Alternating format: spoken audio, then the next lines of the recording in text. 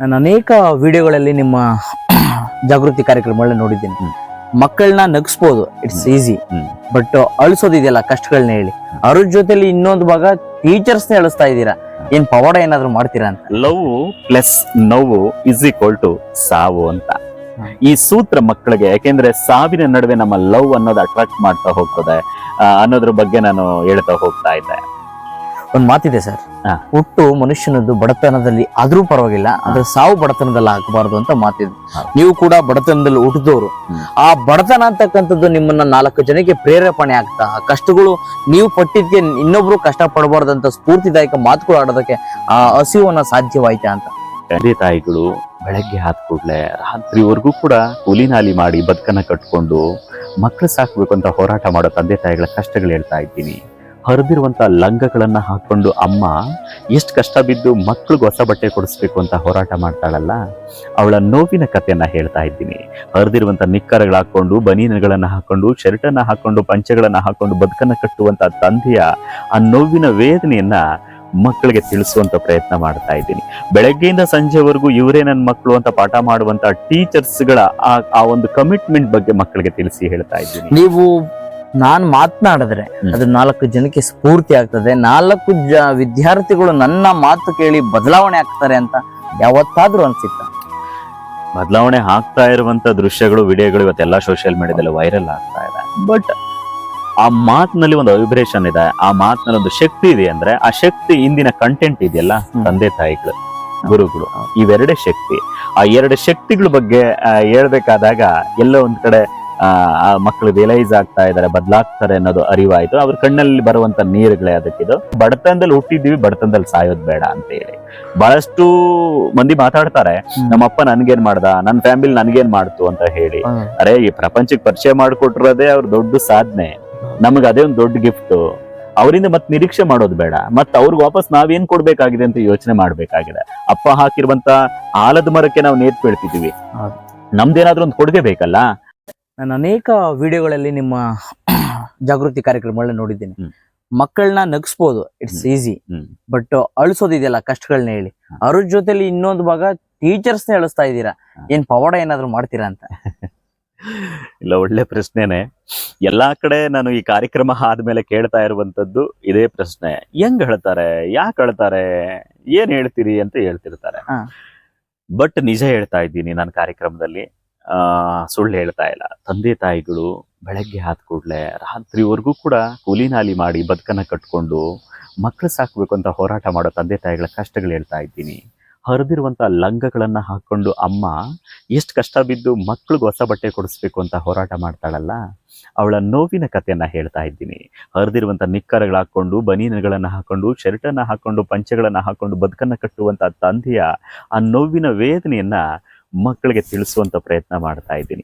ಬೆಳಗ್ಗೆಯಿಂದ ಸಂಜೆವರೆಗೂ ಇವರೇ ನನ್ನ ಮಕ್ಕಳು ಅಂತ ಪಾಠ ಮಾಡುವಂತ ಟೀಚರ್ಸ್ಗಳ ಆ ಒಂದು ಕಮಿಟ್ಮೆಂಟ್ ಬಗ್ಗೆ ಮಕ್ಕಳಿಗೆ ತಿಳಿಸಿ ಹೇಳ್ತಾ ಇದ್ದೀನಿ.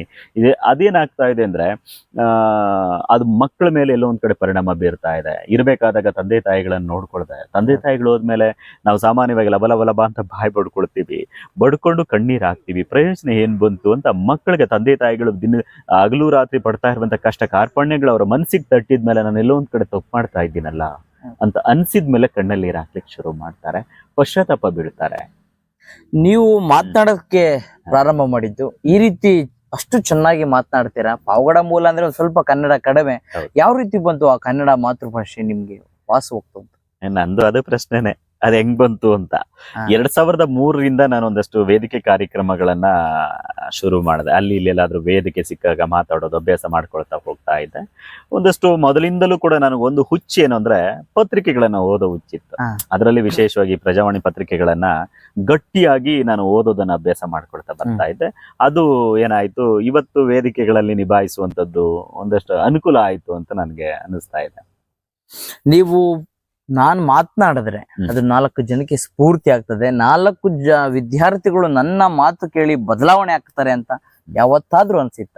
100% ಬದಲಾವಣೆ ಆಗ್ತಾ ಇರುವಂತ ದೃಶ್ಯಗಳು, ವಿಡಿಯೋಗಳು ಇವತ್ತೆಲ್ಲ ಸೋಷಿಯಲ್ ಮೀಡಿಯಾದಲ್ಲಿ ವೈರಲ್ ಆಗ್ತಾ ಇದೆ. ಬಟ್ ಆ ಮಾತಿನಲ್ಲಿ ಒಂದು ವೈಬ್ರೇಷನ್ ಇದೆ, ಆ ಮಾತಿನಲ್ಲಿ ಒಂದು ಶಕ್ತಿ ಇದೆ. ಅಂದ್ರೆ ಆ ಶಕ್ತಿ ಇಂದಿನ ಕಂಟೆಂಟ್ ಇದೆಯಲ್ಲ, ತಂದೆ ತಾಯಿಗಳು, ಗುರುಗಳು.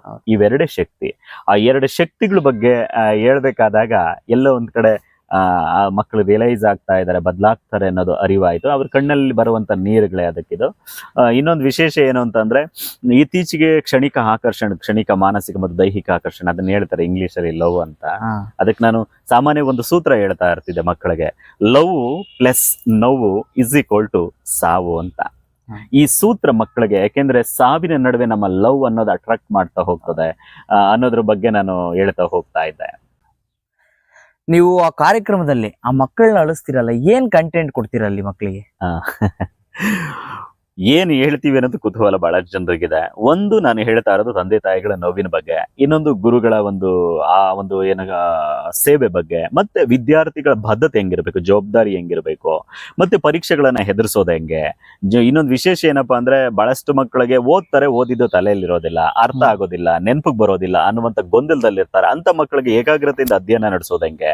ಜೊತೆಗೆ ಇನ್ನೊಂದು ಮೋಸ್ಟ್ ಇಂಪಾರ್ಟೆಂಟ್ ಏನು ಅಂತಂದ್ರೆ, ಈ ಲವ್ ಅನ್ನೋ ಕಂಟೆಂಟ್ ಇದೆಯಲ್ಲ, ಆ ಲವ್ ಆ ಮಕ್ಕಳನ್ನ ತುಂಬಾ ಅದ್ಭುತವಾಗಿ ಆಕರ್ಷಣೆ ಮಾಡತ್ತೆ. ಅದು ಬೇರೆ ಬೇರೆ ಆಂಗಲ್ ಅಲ್ಲಿ ಇರ್ಬೋದು. ಯಾರೋ ಚೆನ್ನಾಗಿ ಮಾತಾಡಿದ್ರೆ ಪ್ರೀತಿ ಮಾಡ್ಬೋದು, ಅಥವಾ ಡ್ಯಾನ್ಸ್ ಮಾಡಿದ್ರೆ ಆ ಪ್ರೀತಿ ಪ್ರೇಮ ಉಟ್ಕೊಳ್ಬಹುದು, ಅಥವಾ ಇನ್ನೇನೋ ಮಾಡಿದ್ರೆ ಅವ್ರ ಬಾಡಿ ಲ್ಯಾಂಗ್ವೇಜ್, ಡ್ರೆಸ್ ಸೆನ್ಸ್, ಇವುಗಳೆಲ್ಲವೂ ಕೂಡ ಎಲ್ಲೋ ಒಂದ್ ಕಡೆ ಮನಸ್ಸಿನ ಮೇಲೆ ಒಂದು ಪ್ರಭಾವ ಬೀರ್ತಾ ಹೋಗ್ತದೆ. ಅದನ್ನ ರಿಯಲೈಸ್ ಮಾಡಿ ಮಕ್ಕಳಿಗೆ ತಿಳಿಸುವಂತ ಕೆಲಸ. ಅದಕ್ಕೆ ನಾನು ಸೂತ್ರನೂ ಹೇಳ್ತಾ ಇರ್ತಿದ್ದೆ, ಲವ್ ಪ್ಲಸ್ ನೋವು ಇಸ್ ಈಕ್ವಲ್ ಟು ಸಾವು ಅಂತ. ಅದ್ರ ಸುತ್ತ ಮಕ್ಕಳಿಗೆ ಹೆಂಗ್ ಅಟ್ರಾಕ್ಟ್ ಮಾಡ್ತಾರೆ, ಹೆಂಗ್ ನಿಮ್ಮನ್ನ ಯಾಮಾರಿಸ್ತಾರೆ, ಆಮೇಲೆ ಹೆಂಗೆ ನಿಮ್ಮನ್ನ ಬೀದಿ ಬದಿಗೆ ತಳ್ತಾರೆ, ಚಿಕ್ಕ ವಯಸ್ಸಿಗೆ ಗರ್ಭಿಣಿಯರ್ನಾಗಿ ಹೆಂಗ್ ಆಗ್ತೀರಿ, ಅದರಿಂದ ಮುಂದೆ ಯಾವ ರೀತಿ ತೊಂದರೆಗಳನ್ನ ಅನುಭವಿಸ್ತೀರಿ ಅನ್ನೋದನ್ನ ಕಟ್ಕೊಡುವಂತ ಒಂದು ಪ್ರಯತ್ನ ಆ ಕಂಟೆಂಟ್ ಅಲ್ಲಿ ಇದೆ. ಇನ್ನ ಮೊಬೈಲ್ಗಳು, ಯಾವ ರೀತಿ ಮೊಬೈಲ್ಗಳನ್ನ ಬಳಸ್ತೀರಿ, ಹೆಂಗ್ ಅಟ್ರಾಕ್ಟ್ ಮಾಡ್ತಾರೆ, ಸೈಬರ್ ಕ್ರೈಮ್ಗಳು ಹೆಂಗ್ ಆಗ್ತದೆ ಅನ್ನೋದ್ರ ಬಗ್ಗೆ ಕೂಡ ಮಕ್ಕಳಿಗೆ ತಿಳಿ ಹೇಳುವಂತ ಒಂದಷ್ಟು ಆ ಕಂಟೆಂಟ್ಗಳು ನನ್ನ ಈ ಕಾರ್ಯಕ್ರಮದಲ್ಲಿದೆ ಸರ್.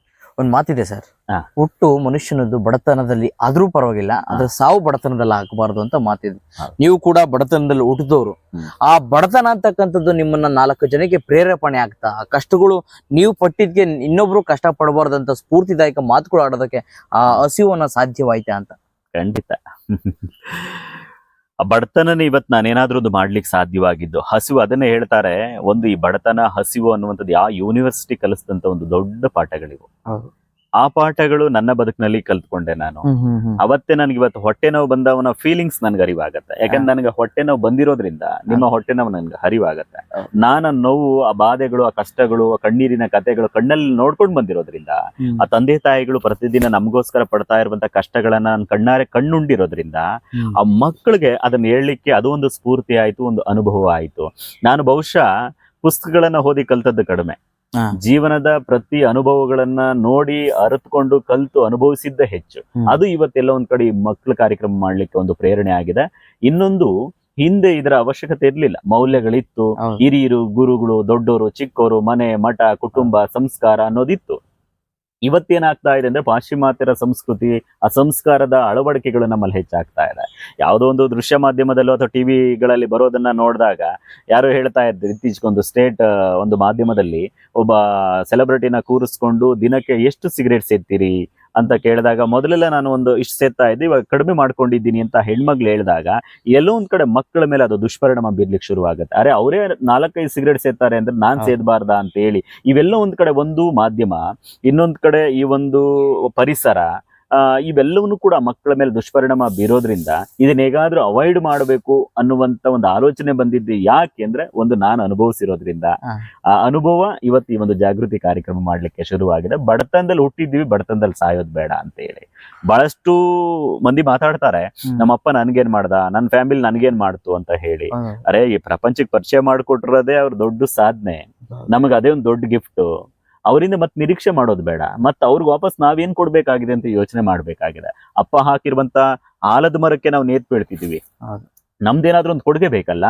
ಅದಕ್ಕೋಸ್ಕರ ಸಮಾಜಕ್ಕೆ ಏನಾದ್ರೂ ಒಂದು ಕೊಡುಗೆ ಬೇಕಾಗಿದೆ, ತಂದೆ ತಾಯಿಗಳಿಗೆ ಏನಾದ್ರೂ ಒಂದು ಕೊಡುಗೆ ಕೊಡಬೇಕಾಗಿದೆ. ಅದನ್ನ ಕೊಡಬೇಕಾಗಿದೆ ಅಂತ ಸ್ವಾರ್ಥಕ್ಕಾಗೋದು ಬೇಡ, ಒಂದು ಸಮಾಜಕ್ಕೆ ಕೊಡೋಣ. ಮಕ್ಕಳಿಗೆ ಬಟ್ಟೆಗಳನ್ನ ಕೊಡ್ಸಿದ್ರೆ ಅರ್ಧ ಕೊಡ್ತಾರೆ, ಊಟ ಕೊಡಿಸಿದ್ರೆ ಹಳಸೋಗ್ಬಿಡತ್ತೆ, ಬೆಲೆ ಬಾಳುವಂತ ವಸ್ತುಗಳನ್ನ ಕೊಡಿಸಿದ್ರೆ ಯಾರಾದ್ರೂ ಕತ್ಕೊಂಡು ಹೋಗ್ತಾರೆ. ಮಕ್ಕಳಿಗೆ ಶಿಕ್ಷಣ ಕೊಡೋಣ, ಮಕ್ಕಳಿಗೆ ಸಂಸ್ಕಾರವನ್ನ ಕಲಿಸೋಣ. ಅವತ್ತು ಅವ್ರಿಗೆ ಏನ್ ಬೇಕು, ಬಟ್ಟೆ ಬೇಕು, ಒಡವೆ ಬೇಕು, ವಸ್ತುಗಳು ಬೇಕು, ಎಲ್ಲವನ್ನ ಅವರೇ ಕೊಂಡ್ಕೊಳ್ತಾರೆ ಅಂತ ಹೇಳಿ ಈ ಮಾರ್ಗಕ್ಕೆ ಬಂದೆ ಸರ್ ನಾನು. ಈ ರೀತಿ ಕಾರ್ಯಕ್ರಮನ ಮಾಡಿದಾಗ ನಿಮ್ಮ ಮನೆ ಕಡೆ ನಿಮ್ಮ ತಂದೆ ತಾಯಿಗಳು ನಿಮ್ಮ ಮಡದಿಯವರು ಯಾವ ರೀತಿ ಪ್ರೇರೇಪಣೆ ಕೊಟ್ರು, ನೀನ್ ಮಾಡು ಒಳ್ಳೇದಾಗ್ಲಿ ಅಂತ ಅಂದ್ರ ಯಾವ ರೀತಿ ನಿಮ್ಗೆ ಪ್ರೇರೇಪಣೆ ಕೊಟ್ರು? ಕಳೆದ ನಾನು 7ನೇ ತರಗತಿಗೆ ಇಡೀ ಸಂಸಾರದ ಜವಾಬ್ದಾರಿಯನ್ನ ತೆಗೆದುಕೊಂಡವನು. ಅವತ್ತಿಗೆ ನನಗೆ ಆ ಜವಾಬ್ದಾರಿ ಹೆಗಲ ಮೇಲಿತ್ತು. ಅವತ್ತಿಂದಲೂ ಕೂಡ ನನ್ನ ತಂದೆ ತಾಯಿಗಳನ್ನ ಬಟ್ಟೆ ಕೊಡ್ಸಿ ಅಂತ ಕೇಳಿದವನಲ್ಲ, ನನಗೆ ಇಂಥದ್ದು ಬೇಕು, ನಾನು ಫೀಸ್ ಕಟ್ಟಬೇಕು ಅಂತ ನಾನು ಕೇಳಿದವನಲ್ಲ. ನಾನು ಸ್ವತಂತ್ರವಾಗಿ ಸ್ವಾವಲಂಬನೆ ಬದುಕನ್ನ ಕಟ್ಕೊಳ್ಳಿಕ್ಕೆ ಶುರು ಮಾಡಿದವನು. ನಾನು ಪ್ರೈಮರಿ ಅಂತವನ್ನ ಮುಗಿಸಿ ಹೈಸ್ಕೂಲ್ ಅಂತವನ್ನ ಮುಗಿಸಿ ನಾನು ತುಮಕೂರಿಗೆ ಒಂದ್ ಜೊತೆ ಬಟ್ಟೆ ತೆಗೆದುಕೊಂಡು ಹೋದಾಗ ಅಲ್ಲಿ ಊಟ ನೀರಿಲ್ಲದೆ ನಾನು ಎಣಗಾಡಿದ್ದೆ. ಅಂತ ಸಂದರ್ಭದಲ್ಲಿ ಹೋಟೆಲ್ಗಳಲ್ಲಿ, ರೆಸ್ಟೋರೆಂಟ್ಗಳಲ್ಲಿ, ಪಾರ್ಕ್ಗಳಲ್ಲಿ, ರೈಸ್ ಮಿಲ್ಗಳಲ್ಲಿ ಅಲ್ಲಿ ಇಲ್ಲಿ ಪಾತ್ರೆ ತೊಳೆದು ಸೆಕ್ಯೂರಿಟಿ ಕೆಲಸ ಮಾಡಿ, ಚೌಟ್ರಿಗಳಲ್ಲಿ ಅಡುಗೆ ಮಾಡೋ ಕೆಲಸವನ್ನ ಮಾಡ್ಕೊಳ್ತಾ ಬಂದ ಹಣದಲ್ಲಿ ನಾನು ಮನೆ ಸಂಸಾರವನ್ನ ನೋಡಿಕೊಂಡು ನನ್ನ ಎಜುಕೇಶನ್ಗೆ ಎಷ್ಟು ಬೇಕೋ ಅಷ್ಟು ಹಣವನ್ನ ವಿನಿಯೋಗ ಮಾಡಿಕೊಂಡು ಬರ್ಲಿಕ್ಕೆ ಶುರು ಮಾಡಿದೆ. ಹಾಗಾಗಿ ನಾನು ಒಂದು ಫ್ಯಾಮಿಲಿ ಮೇಲೆ ಡಿಪೆಂಡ್ ಆಗಿಲ್ಲ, ಸ್ವಾವಲಂಬನೆ ಬದುಕನ್ನ ಕಟ್ಕೊಳ್ಳಿಕ್ಕೆ ಶುರು ಮಾಡಿದನು. ಹಾಗಾಗಿ ಅಲ್ಲಿ ತಂದೆ ತಾಯಿಗಳು ನಾನು ಯಾವುದೇ ಕೆಲಸ ಮಾಡಿದ್ರು ಕೂಡ ಎಲ್ಲ ಒಂದ್ ಕಡೆ ಒಳ್ಳೇದಕ್ಕೆ ಮಾಡ್ತಾನೆ ಅನ್ನೋದು ಅವ್ರಿಗೆ ಅರಿವಾಯ್ತು. ನಾನು ಎಲ್ಲಿ ಕೂಡ ಯಾರು ತಲೆ ತಗ್ಸುವಂತ ಕೆಲಸವನ್ನ ಮಾಡಲಿಲ್ಲ. ಸಾಮಾಜಿಕವಾಗಿ ಚಿಕ್ಕ ವಯಸ್ಸಿನಿಂದಲೇ ಕೂಡ ಇದನ್ನ ಮೈಗೂಡಿಸ್ಕೊಂಡು ಬಂದೆ. ಒಂದು ಸ್ವಾವಲಂಬನೆ, ಇನ್ನೊಂದು ಸ್ವತಂತ್ರ, ಇನ್ನೊಂದು ಕೈ ಚಾಚಬಾರದು. ಈ ತರದೊಂದಷ್ಟು ಆ ಕಾನ್ಸೆಪ್ಟ್ಸ್ ನನ್ನ ಮೈಂಡಿಗೆ ಬಂತು. ಆ ಕಷ್ಟದಲ್ಲೇ ಬದುಕು ಕಟ್ಕೊಂಡಾಗ ಅವ್ರು ಅಬ್ಜೆಕ್ಷನ್ ಮಾಡ್ಲಿಲ್ಲ. ನಾನು ಯಾಕೆ ಏನಾದ್ರು ಕೇಳಿದ್ರೆ ತಾನೇ ಅಬ್ಜೆಕ್ಷನ್ ಮಾಡೋದು. ಒಳ್ಳೆ ಕೆಲಸಕ್ಕೆ ಯಾರನ್ನೂ ನಾನು ಕೇಳ್ತಿರ್ಲಿಲ್ಲ. ಬಟ್ ಅವ್ರೆಂದೂ ಕೂಡ ನನಗೆ ಯಾವ ಅಬ್ಜೆಕ್ಷನ್ ಮನೇಲಿ ಮಾಡಿಲ್ಲ. ಇತ್ತೀಚೆಗೆ ಕವಿತಾ ಅಂತೇಳಿ ಒಬ್ಬ ಹೆಣ್ಮಗಳನ್ನ ಕೂಡ ಮದ್ವೆ ಆದೆ. ಆಕೆಯನ್ನ ನಾನು ಮದುವೆ ಆಗಿ 4 ವರ್ಷ ಆಯ್ತು. ಅದೀಗ ನಾನು ಇಮಿಡಿಯೇಟ್ಲಿ 1 ತಿಂಗಳ ಜೊತೆಲಿ ಇಟ್ಕೊಂಡು ಆಟೋಮೆಟಿಕ್ ಆಗಿ ಐಎಮ್ಮನ್ನ ಡಿಗ್ರಿಗೆ ಸೇರಿಸಿ BSc ಎಲ್ಲ ಕಂಪ್ಲೀಟ್ ಮಾಡಿಸಿ ಈಗ MSc ಮ್ಯಾಥಮೆಟಿಕ್ಸ್ ತುಮಕೂರು ಯೂನಿವರ್ಸಿಟಿಯಲ್ಲಿ ಕ್ಯಾಂಪಸ್ ಅಲ್ಲಿ ಮಾಡ್ತಾ ಇದ್ದೀನಿ. ಇದಾಗ್ತಿದ್ದಂತೆ B.Ed ಮಾಡ್ಲಿಕ್ಕೂ ಕೂಡ ಒಂದಷ್ಟು ನಾನು ಸಲಹೆ ಕೊಟ್ಟಿದ್ದೀನಿ.